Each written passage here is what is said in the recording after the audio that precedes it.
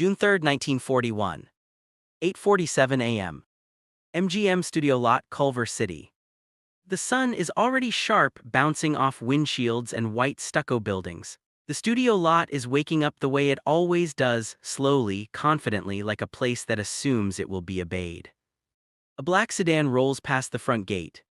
The guard tips his cap without checking the clipboard. He recognizes the car. Everyone does. For years, that recognition has been automatic. The sedan turns left, then slows. The driver looks ahead. The parking space, his space, is occupied. Not by mistake. Not by a visitor. A new name is stenciled cleanly on the sign. Different font. Fresh paint. The engine idles. For a moment, no one moves.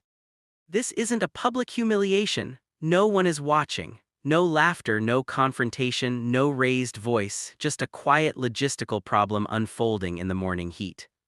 The driver pulls forward, confused, then circles once. Same result.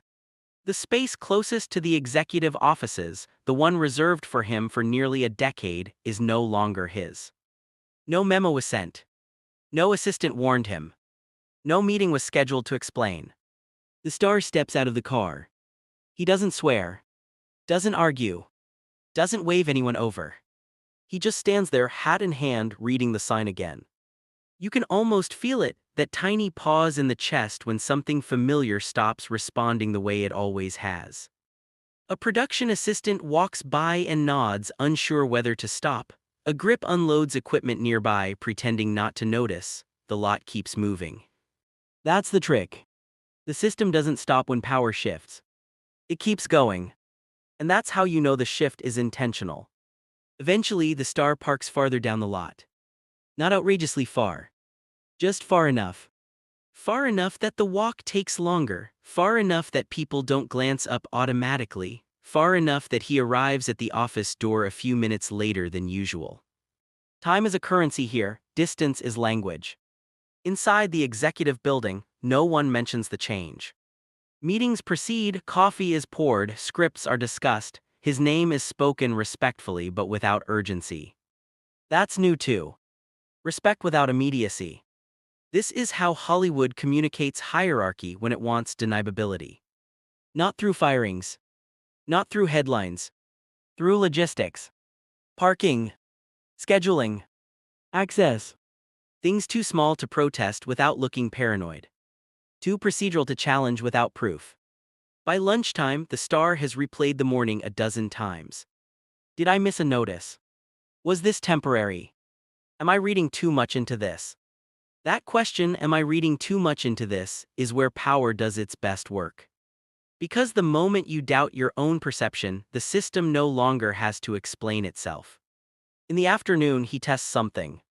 He stops by an executive's office without calling ahead. The assistant smiles apologetically. They're tied up. They aren't. He knows their schedule. But he nods anyway. Polite, controlled.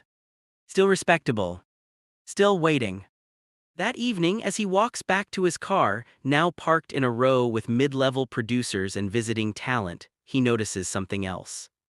No one is rude. No one is cruel. No one has done anything wrong. And that's when it clicks. This wasn't a mistake. It was a measurement. A way of seeing how much resistance a reputation still has. How far it can be moved before it pushes back. He drives home in silence. The studio lights fade behind him, but the question stays. If they can move me this easily, what else can they move? And how long before the distance becomes permanent? He doesn't know it yet, but this wasn't the end of his relevance. It was the beginning of a choice. One that will force Hollywood to learn something it never intended to teach. That sometimes the most powerful response to being quietly displaced is to step back on purpose. The next morning he arrives earlier. Not out of panic, out of instinct. Hollywood trains you to close distance before distance closes on you. So he adjusts quietly the way professionals do when they sense the ground shifting under their feet. The new parking space is still there. Still farther away. Still unquestioned. No overnight correction, no apology taped to the sign, no assistant rushing out to explain a clerical error. That's confirmation. The walk from the car to the building takes nearly 3 minutes now. 3 minutes doesn't sound like much, but on a studio lot, it's an eternity. You pass people who used to come to you. Now you pass them moving the other direction.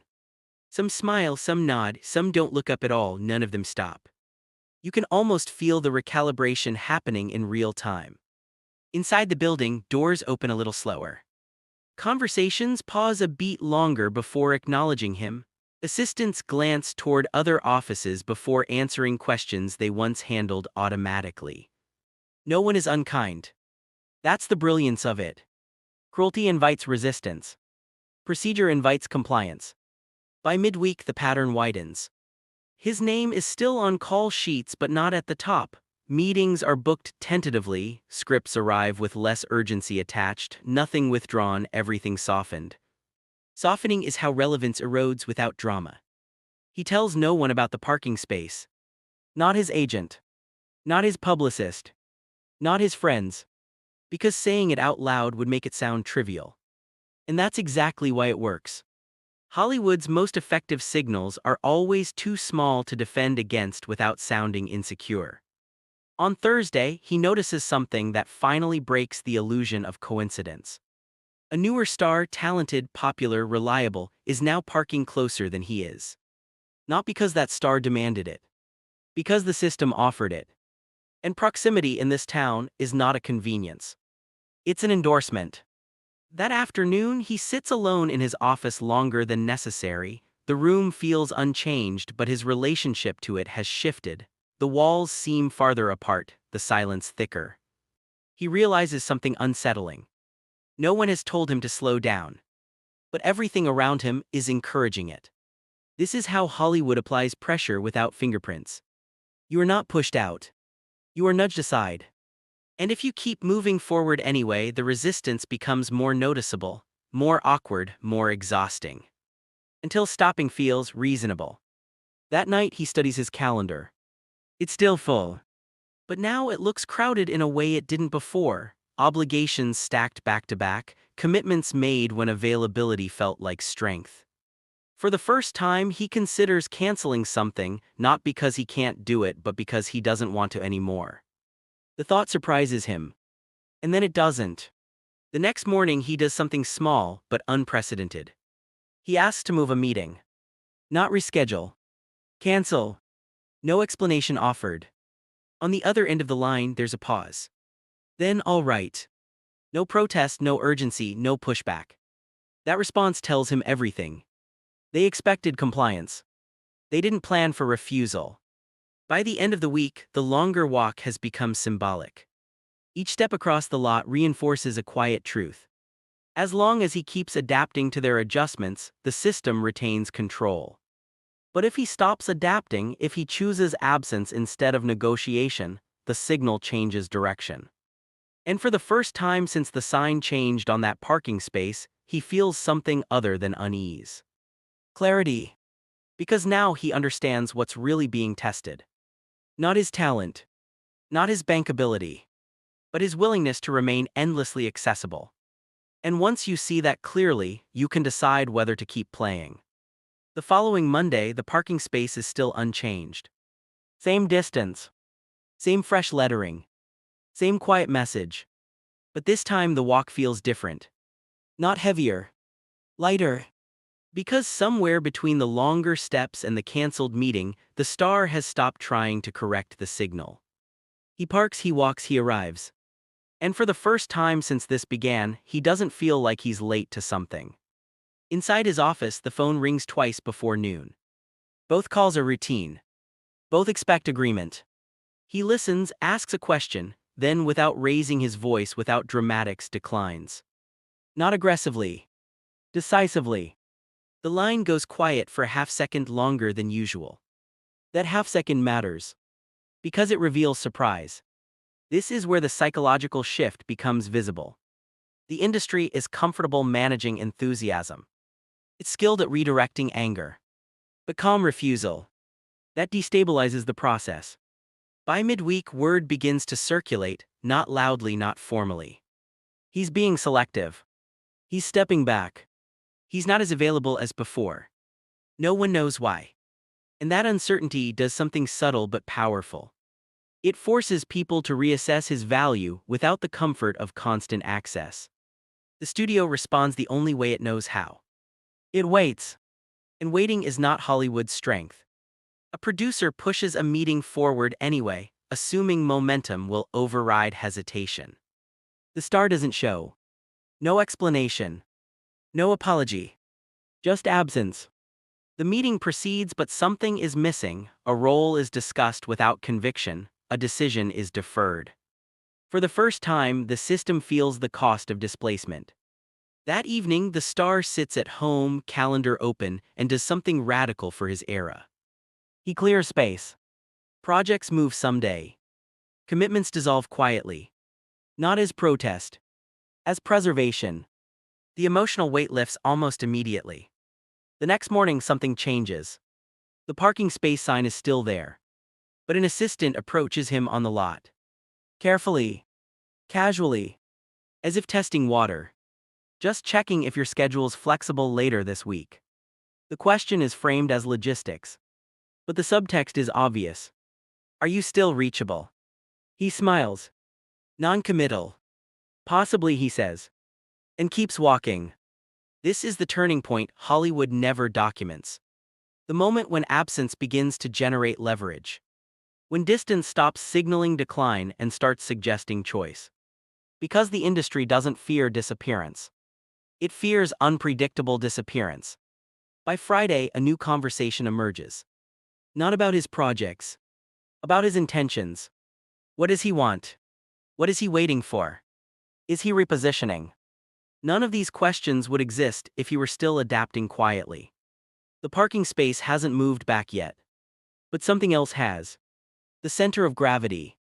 Because now Hollywood is adjusting to him. And that means the pause born from silent displacement has become deliberate. A career slowdown not imposed, but chosen. And once that choice is made, the rules change. Because the system only controls movement. It doesn't know what to do with stillness that refuses to explain itself. By the second week of the pause, the studio lot feels unfamiliar. Not because it's changed, but because his relationship to it has. He no longer times his arrival to avoid inconvenience. He no longer rushes the walk. He notices things now, the way assistants cluster near certain offices, the way executives' doors remain closed longer, the way names travel through hallways before people do. Distance has sharpened his perception. He takes fewer meetings. Not dramatically fewer. Just enough to disrupt expectation. When he does meet, he listens more than he speaks. Lets others fill silence that once belonged to him. It's revealing how quickly authority shifts when one side stops reassuring the room. The studio feels it. But it doesn't acknowledge it. The parking space becomes a kind of myth. People notice where he parks now, they notice the longer walk, they notice that he doesn't seem bothered by it. That contradiction unsettles them. If distance was meant to reduce him, why does he appear calmer? Behind closed doors, executives debate quietly. Is he difficult? Is he negotiating without saying so? Is he drifting away? None of these questions have answers. And that's the problem. Hollywood relies on clarity, even harsh clarity. Ambiguity stalls decision-making. A script lands on his desk without a deadline. That alone is unusual. It's an invitation without leverage. He doesn't respond immediately. He lets it sit. Days pass. The silence stretches, not aggressively but noticeably. And the system begins to lean forward. What's happening now isn't rebellion. It's recalibration. The star is no longer signaling obedience through speed, he's signaling value through restraint. That inversion, availability becoming weakness, absence becoming strength, is deeply uncomfortable for a system built on control. By the end of the month, something quiet but undeniable occurs. The parking sign is replaced. Not ceremoniously. Not publicly. Just changed. A maintenance worker swaps it early in the morning. No memo follows, no one mentions it. But when the star arrives, his old space is open again. Waiting. He doesn't rush to claim it. He pauses. Long enough for someone to notice. Then he parks there, without ceremony, without acknowledgement. The system has corrected itself, not because it was wrong, but because resistance had become inefficient. This is the lesson Hollywood rarely learns willingly. You don't have to confront power to change its behavior. Sometimes you only have to stop feeding it. The pause doesn't end immediately. He continues working selectively. He declines roles that would have once felt obligatory. He accepts one project that aligns with his pace, not theirs. The industry adapts around him. Because it always does. Years later, people will misinterpret this period. They'll call it a slump, a lull, a natural slowdown. They won't see the moment it actually turned. The day a parking space tried to speak for the system and was answered with stillness. And that stillness, once chosen deliberately, will echo through contracts, careers, and quiet decisions long after the sign was changed back. Because Hollywood remembers one thing above all else: who learned to step away and still be waited for. The pause never makes the papers. No headline announces it. No interview explains it. From the outside, it looks like a natural deceleration, the kind that happens when a career matures, when priorities shift, when time finally catches up. But inside the industry, the memory lingers. Because those who noticed learned. The star works less, but is consulted more. Scripts are brought earlier, not later. Conversations happen before decisions, not after. His presence becomes deliberate, not assumed. And that changes how rooms behave. When he speaks now, people listen without rushing to fill the space. Silence no longer works against him, it works for him. The parking space remains his. But it no longer matters. That's the quiet irony. The symbol that once carried so much weight has lost its power because he no longer measures himself by proximity. Distance taught him something no contract ever did. Other stars observe quietly. Some imitate the strategy and fail, because absence without credibility looks like disappearance. Others learn the real lesson. Control doesn't come from pushing back. It comes from choosing when to step forward. The industry absorbs this slowly.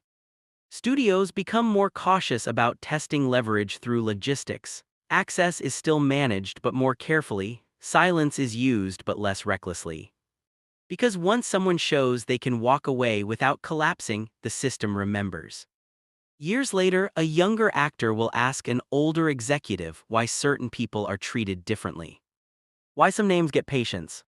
Why some absences cause alarm. The answer won't mention parking spaces or walks across lots. It will be simpler. They don't chase, the executive will say. This story isn't about a sign on a post.